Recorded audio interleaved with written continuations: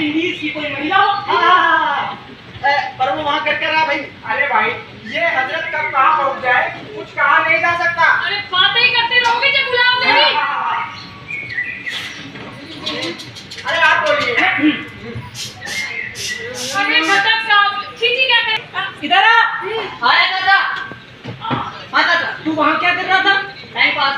मुझे मुंह में मैंने रखो तुमने चिंगम। च्युइंगम किसने दी? वो जो सामने रहने आई है ना चाचा, उसी ने। गोपी अनमैरिड है क्या?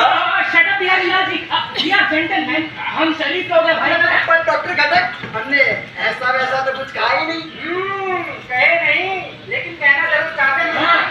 लेकिन गोपी वो अभी अभी तो वहाँ रहने आई है और ट्यूसडे को च्युइंगम खाने भी चला गया। अरे लग बाय चांस है चाची, लग बाय चांस। मैंने जरा उसकी सामान उतरवाने में हेल्प कर दी तो वो बोले कि थैंक यू, चिंगम खाओगे? मैंने कह दिया व्हाई नॉट, और मुझे चिंगम मिल गई। पर वो आखिर है कौन? वो तो एक रेस्ट। ये शुरू किया है और आप सबकी तालियां इस बात की गवाह होंगी कि आपने इसको अपना आशीर्वाद दिया है।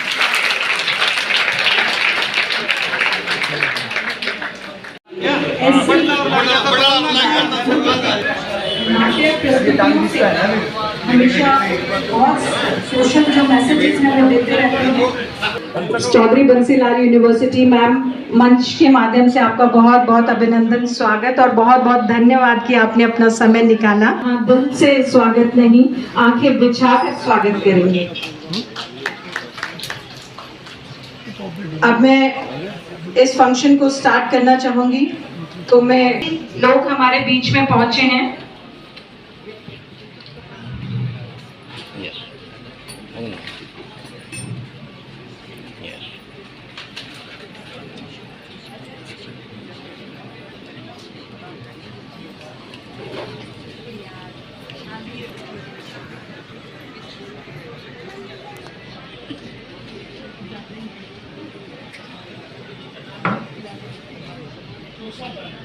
Doctor Karan Punia, doctor Vandana Punia, Suresh Malik sir, please आप एक बार ये जो बहुत, मैं जिसको अडोरेबल कपल कहती हूँ शहर का, उनके लिए जोरदार तालियां बजा दें डॉक्टर करण पूनिया और डॉक्टर वंदना पूनिया के लिए।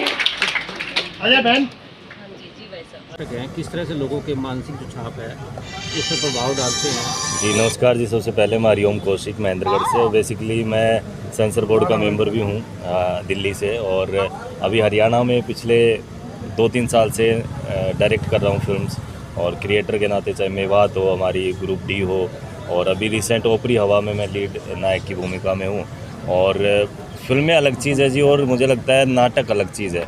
नाटक क्या है कि हमारा बेस होता है किसी एक्टिंग का, मान लो, या फिल्म या अपना कलाकार लाइन का, तो बेस बनना बहुत ज़रूरी है। और मैं दावे से कह सकता हूँ कि अगर थिएटर्स की बात हो तो भिवानी का अहम योगदान है पूरे हरियाणा में। और यहाँ के जो आर्टिस्ट हैं, ख़ासकर जैसे अपने भाई साहब का नाम तो नहीं लूँगा, और उनके जो स्टूडेंट हैं, नवीन है, अनूप है, अजय है, ये बहुत ही अच्छा काम करते हैं। मैं एक यूथ फेस्टिवल में जजमेंट में भी गया था, तो इन लोगों का एक तरफा परफॉर्मेंस वहाँ पे था। और दूसरा, किसी भी शहर के लिए या किसी भी डिस्ट्रिक्ट के लिए थिएटर होना, मुझे लगता है बहुत ही लक्की लोग हैं आप लोग, आप भिवानी से वास्ता रखते हैं। क्योंकि महेंद्रगढ़ में तो मैं चाहता हूँ कि हमारे यहाँ भी थिएटर हो, मेरे बच्चे, हमारे परिवार, मतलब गाँव से बच्चे देख कर के आए, तो बहुत एक अलग तरीके कलात्मक आप बनते हैं। आपका दृष्टिकोण बदलता है चीज़ों के साथ। फिल्में तो क्या एंटरटेनमेंट है, उसमें एक मैसेज होता है लास्ट में छोटा। थिएटर में आपको ठहराव आता है, और मुझे लगता है ये थिएटर तो एजुकेशन स्कूल में भी शुरू कर देनी चाहिए। ये हमारी सरकारों को भी सोचना चाहिए।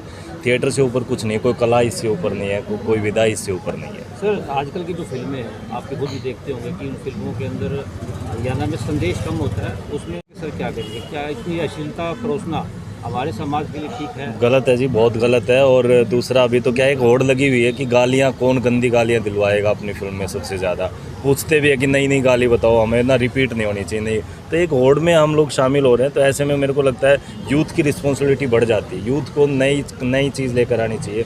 मुझे लगता है कंटेंट मेन होता है। कंटेंट अगर आप अच्छा देंगे तो गालियाँ या नगनपन की ज़रूरत ही नहीं है, अगर आप फुलफिल कहानी वैसी दोगे। तो रही बात, मुझे लगता है, हालांकि संभव नहीं है, लेकिन बोलने के लिए मैं बोल सकता हूँ कि सेंसर वेब सीरीज़ में भी लगना चाहिए। फिल्म्स में तो है ही, वेब सीरीज़ में लगेगा तो इस पर थोड़ा सा कंट्रोल हो जाएगा। लेकिन वेब सीरीज़ और ऐप पे आती है और ऐप वर्ल्ड वाइड चलती है, तो उस पर संभव नहीं है। लेकिन अगर ऐसा हो जाता तो बहुत बढ़िया बात है। और रही बात देखो, सिनेमा बहुत उठ रहा है हरियाणा में, तो काफ़ी काम हो रहा है। आप देख रहे स्टेज ऐप में तो बहुत ही किया है, उसमें आपसे ज़्यादा काफ़ी लंबे समय से जुड़े। आप कितना सही मानते हैं, कितना आप कामयाब बन पाए अपना संदेश जो हरियाणवी का, एक मैं हरियाणवी बॉलीवुड में भी रखा है। तो एक सांड की आँख एक फिल्म आई थी तापसी और भूमि पेडनेकर की, उसमें मैंने उन दोनों को, मेरा सौभाग्य, दोनों मैम को मैंने ट्रेन किया बॉडी लैंग्वेज और लैंग्वेज में, हरियाणवी बॉडी लैंग्वेज। तो हमारे अंदर जब हम उनको ट्रेंड कर रहे हैं तो इसका मतलब हमारी बोली में दम है, कुछ तो है। दंगल, सुल्तान, और मैं अभी आपको 20-30 फिल्में गिना सकता हूं जो हरियाणवी बैकग्राउंड की है, जिनमें हरियाणवी बोली गई है, उनसे लोग आज इस डिजिटल ज़माने के अंदर हरिकेश, प्रोफेसर हरिकेश पंघाल जी, जो पुराने इतिहासकार जो नाटक होते थे, उनके उस प्रचलन को ज़िंदा रखने के लिए बधाई के पात्र हैं। और आज भिवानी के अंदर वैसे तो कलाकारों की कोई कमी नहीं है, लेकिन इस तरह की जो पुरानी कला है उसको जिंदा, जो हमारी छोटी काशी है, इस छोटी काशी में वैसे तो ये कलाकारों का शहर है, आध्यात्मिक लोगों का शहर है और विभिन्न यहाँ पे पर्सनालिटीज़ हैं, स्पोर्ट्स का शहर है। लेकिन जो ये थिएटर है, ये बहुत पुराना थिएटर है। मैं बचपन से इस थिएटर को देखता आ रहा हूँ। इन्होंने शहर में कलाकारों को पैदा किया है और ये एक अच्छा प्रयास है। बहुत 8-10 साल के बाद ये ग्रुप हमने 1986 में बनाया था। तब हमने वेस्ट मॉडल में रिहर्सल किया करते थे, वहीं शोज़ करते थे। मोटे रंग पर सत्याग्रह, दुलारी बाई, उल्टी हजामत, पोस्टर, सब में साहब, कई 2 जूते 12 पाँव, प्रवीण जी भी थे उसमें। और तब हमने ये ग्रुप स्टार्ट किया था। आज 34-35 साल से ये ग्रुप सक्रिय है। बीच में कोरोना काल में थोड़ी गतिविधियाँ थोड़ी बंद हो गई थी। अब अशोक भवानीवाला जी ने एक इनिशिएटिव लिया, हरकेश जी ने रिहर्सल स्टार्ट की, तो ये प्रोग्राम, एक नया शो हम लेकर आए हैं, अरे शरीफ लोग। सर, क्या इसकी जो कहानी है वो किस तरह की कहानी है, इससे क्या जो है सीख मिलती है? क्योंकि ये नाटक होते हैं कहीं ना कहीं लोगों के दिमाग के ऊपर कहीं ना कहीं ऐसा असर करते हैं जिससे सामाजिक बुराई जो है वो भी दूर होती है।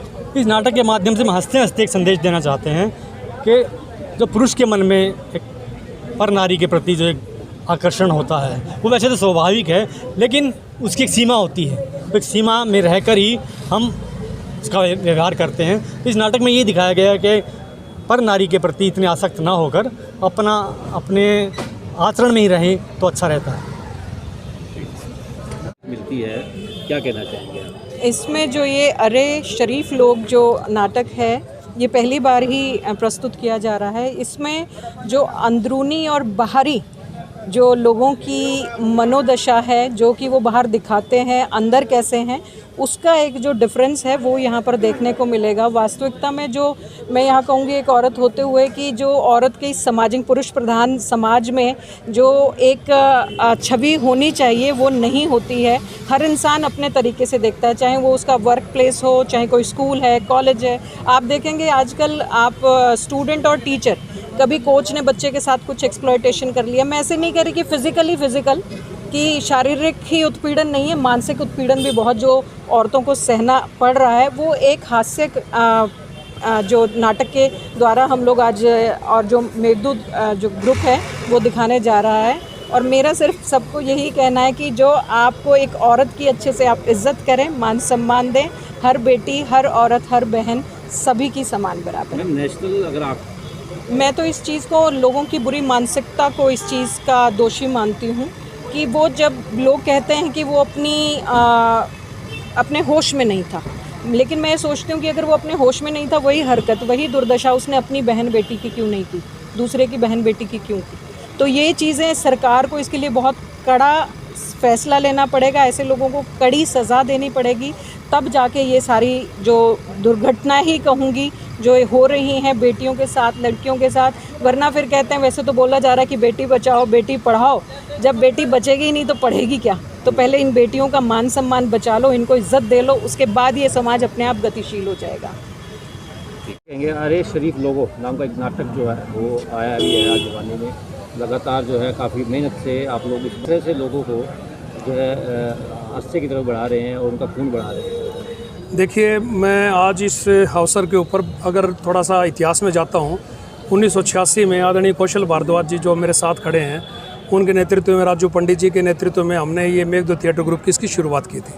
मकसद केवल एक था कि शुद्ध और विशुद्ध मनोरंजन भिवानी के लोगों को देना, हरियाणा के प्रांत के लोगों को देना और देश के लोगों को देना। और हमारा सफ़र देखते ही देखते इतना लंबा आ गया।